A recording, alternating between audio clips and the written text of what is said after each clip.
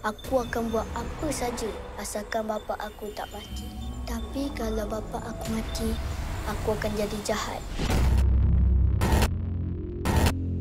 Kita rentas!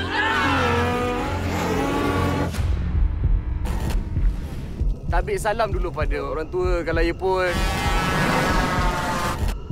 Kau selain macam. Saya tak boleh baca. Bang, turun saya, bang.